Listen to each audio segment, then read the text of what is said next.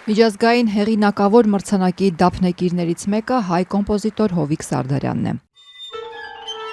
Էռնստ ֆոն Սիմենսի երաժշտական մրցանակը ոլորտում բարձրագույն պարգևներից է, հաճախ անվանում են երաժշտության Նոբելյան մրցանակ։ Կա հիմնական մրցանակակիր, որը տրվում է մեկ երաժշտի նրա ամբողջ կյանքի ստեղծագործական ներդրման համար, բայց ամեն տարի ընտրվում են նաև մինչև 3 դափնեկիրներ, հիմնականում ժամանակակից, միջին կամ երիտասարդ սերնդի կոմպոզիտորներից։ 32-ամյա Հադրութցի երիտասարդը հենց այս 3-ից մեկն է։ Ավելի բարձր մրցանակ կոմպոզիտորի համար չկա։ Գլխավոր մրցանակը տալիս են ընդհանրապես երաժիշտներին, ու այս տարի ստացավ Սավալը, որը լեգենդար երաժիշտ է, անցած տարի ստացավ Սայմոն Ռաթլը, Բերլին ֆիլհարմոնիկի նախկին գլխավոր դիրիժորը։ Դա ամենաբարձր պարգևն է եւ դա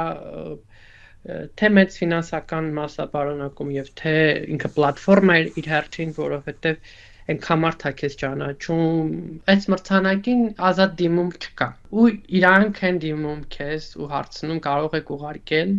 որպեսզի մենք քննենք ձեր գործերը։ Առաջին անգամ առաջարկը ստացել է 2020 թվականին, մերժել է, այդպես 4 անգամ, ասում է վստահ չէր, որ պահը հասունացել է։ Շատ մեծ պատասխանատվությամբ եմ վերաբերվել, դրա համար չեմ կարողացել միանգամից ասել, որ հայ ինձ տվեք ես։ Ինձ պատրաստ չէի զգում այն առումով, որ եթե այն ժամանակ պատվերներ գային տարբեր, չգիտեմ ինչ, ես ինձ հասուն չէի համարում լեզվի տեսանկյունից, տեխնիկայի տեսանկյունից, որպեսզի կարողանայի այդ նոր տեմպին հասցնել, նոր այդ պատվերները ժամանակին անել, որտեղ դա կարիերային նոր թափ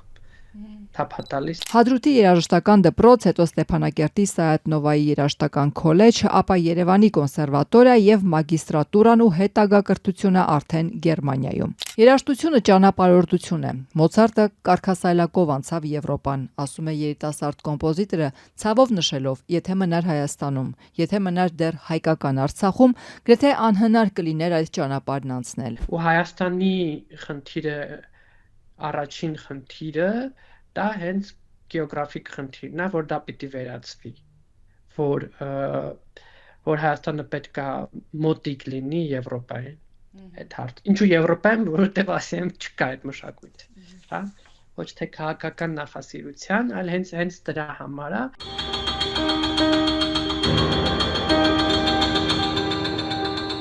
44-օրյա պատերազմի ժամանակ հայրենի Հադրութում չէր, բայց ասում է ընդամենը ֆիզիկապես։ Չի հասկանում, թե ինչպես այդքան հեշտ համակերպվեցինք այս կորստի հետ։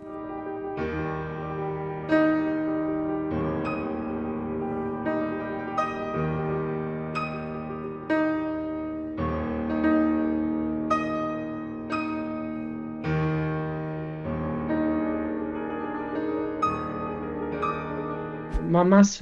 եւ ընտանիքս Հադրութում էին մինչեւ Հադրութի հանձնման վերջին օրը։ Այսինքն, երբ որ պատերազմը սկսել էր, ես անընդհատ զանգում էի, ես լսում էի ամեն ինչա կատարվում եւ իհարկե նման պարագայում շատ բարդ է քեզ դուրս տնել այդ ամեն ինչից։ Անգամ եթե իրանք Հադրութում չլինեին, հասկանում եք, ես անգամ եթե ես արցախցի չլինեի, դա ոչ մի բան չէր փոխելու։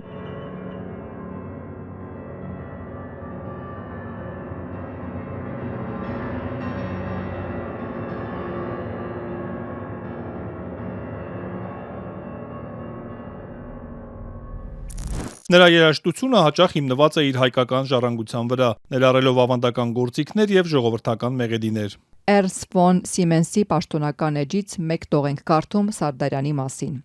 Երաժշտական մտածողության ձևավորման վրա իրոք Արցախը հետք է թողել։ Հարցին հերվից է պատասխանում։ Շատ փոքր էր, դեռ երաժշտական դպրոց չէր գնում, նկարում էր։ Այդ էմոցիան թերևս հենց այդ ժամանակ էլ ծնվել եւ ամրացել է։ Ու իմ այդ փոքր ժամանակվա նկարները այդ անտառներն ու սարերն էին, ու կարծում եմ, որ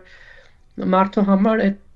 թեկուզ այդ ռելիեֆը տեսնելը ու բնության հետ այդ կապը եւ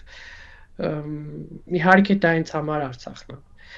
Ես կասեի ավելի շատ Հադրութը, չնայած ասեք հետո նաեւ Ստեփանակերտում եմ սովորել, բայց Հադրութի հետ այդ էմոցիոնալ կապը շատ մեծ է իհարկե, միանշանակ։ Ես կարող եմ ասել, որ Հադրութի կորուստից հետո ես սկզբից ամեն օր, հիմա միգուցե շաբաթը 1-2 անգամ գիշեր երազում հադրութում եմ։ Այսինքն այդքան էմոցիոնալ նշանակություն ունի ինձ համար իհարկե։